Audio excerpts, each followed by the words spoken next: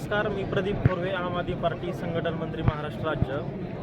आज आपण निलेश लंके साहेबांचा फॉर्म भरण्यासाठी या ठिकाणी आलेलो आहोत आणि आमचा आम आदमी पार्टीचा इंडिया फ्रंटमध्ये समावेश आहे आणि आम्ही इंडिया आघाडीमध्ये येण्याचं मुख्य कारण हे आहे की या देशातली लोकशाही वाचली पाहिजे। आपण पाहतोय गेली 5 वर्षापासून या देशामध्ये विरोधी पक्ष संपवायची भूमिका केंद्र सरकारने घेतलेली आहे।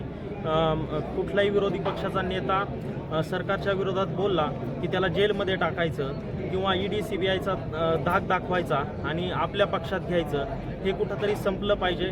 आज संपूर्ण देशाचं जे विरोधी पक्ष आहे तो पूर्ण खिळखिळा करण्याचं काम सरकारने सरकारी यंत्रणांचा वापर करून केलेला आहे आणि आम आदमी पार्टीचा जन्म हा आंदोलनातून झालेला आहे आणि त्याचं बीजारोपण हे आपल्या अहमदनगर जिल्ह्यातनं झालेलं आहे, जे की अण्णा हजारे उपोषणाला दिल्लीला बसले होते।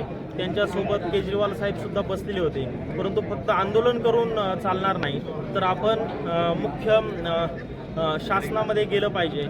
ह्या हेतूने केजरीवालांनी आम आदमी पार्टीची स्थापना केली आणि दिल्लीमध्ये सरकार स्थापन केलं। दिल्लीमध्ये एवढं चांगलं सरकार स्थापन केलं की त्या ठिकाणी एक चांगल्या प्रकारचं शिक्षण मुलांना दिलं गेलं, आरोग्याची व्यवस्था चांगली केली, मोफत लाईट दिली, मोफत वीज दिली। हीच केजरीवालांची जी चूक आहे, थोडक्यात ती केंद्र सरकारला भारी पडायला लागली, म्हणून त्यांनी म्हणजे ईडी सीबीआयचे सगळ्यात मोठा लाभार्थी हा आम आदमी पार्टी पक्ष आहे आणि आमचे मुख्य नेते त्यांनी वारंवार जेलमध्ये टाकलेले आहेत। आता केजरीवाल साहेबांना सुद्धा नेमकंच लोकसभेच्याच मी घनश्याम ढगे, श्रीगोंदा तालुका कनसेवाडी। माझा संकल्प असा आहे, जोपर्यंत नेते खासदार होत नाहीत तोपर्यंत मी पायात चप्पल घालणार नाही।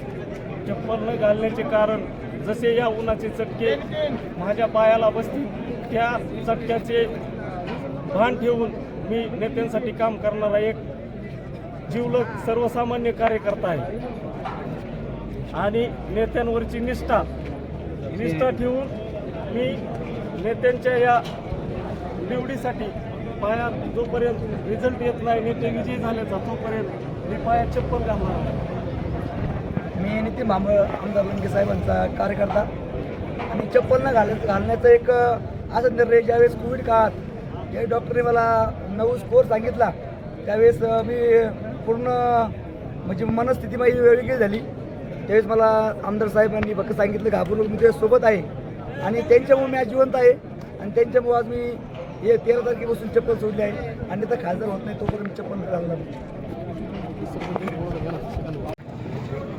आज लोकनेते निलेश लंके साहेब यांचा नगर दक्षिण लोकसभा मतदारसंघातून महाविकास आघाडीकडून उमेदवारी अर्ज या ठिकाणी भरलेला आहे। लोकनेते निलेश लंके साहेब हे सर्वसामान्य गोरगरिबांचे नेते आहेत।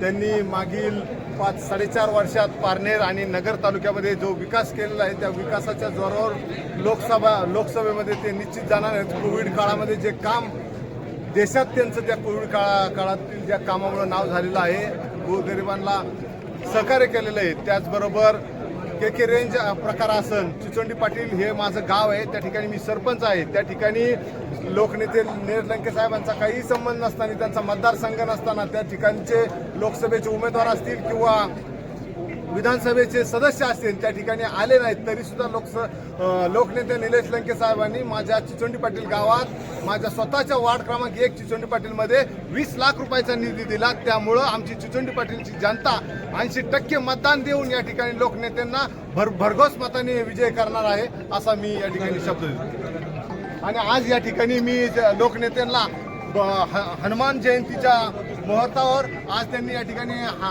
उमेदवारी अर्ज भरलेला आहे आणि मी त्यांना चांदीची 2 किलोची गदा या ठिकाणी चिचोंडी पाटील ग्रामस्थ ग्रामपंचायतीच्या वतीने देणार आहे। केजरीवालचा, उद्धव साहेब ठाकरे साहेबांचा, शरदचंद्रजी पवार साहेबांचा, महाविकास आघाडीचा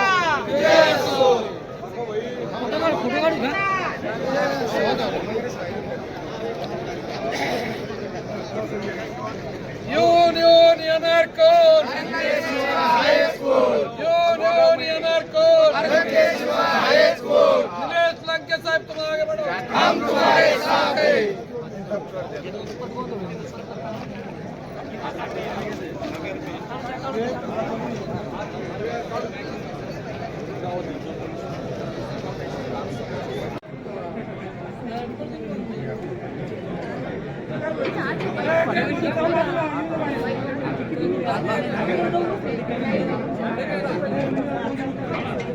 कोण आला रे कोण आला नगर दक्षिणचा वाघ आला कोण आला रे कोण आला नगर दक्षिणचा वाघ आला कोण आला रे कोण आला नगर दक्षिणचा वाघ आला कोण आला रे कोण आला नगर दक्षिणचा वाघ आला लोकनेते निलेश लंके साहेबांचा लोकनेते निलेश लंके साहेबांचा कोण आला रे कोण आला नगर दक्षिणचा वाघ आला कोण आला रे कोण आला नगर दक्षिणचा वाघ आला लोकनेते निलेश लंके साहेबांचा विजय असो लोकनेते निलेश लंके साहेबांचा विजय असो कोण आला रे कोण आला नगर दक्षिणचा वाघ आला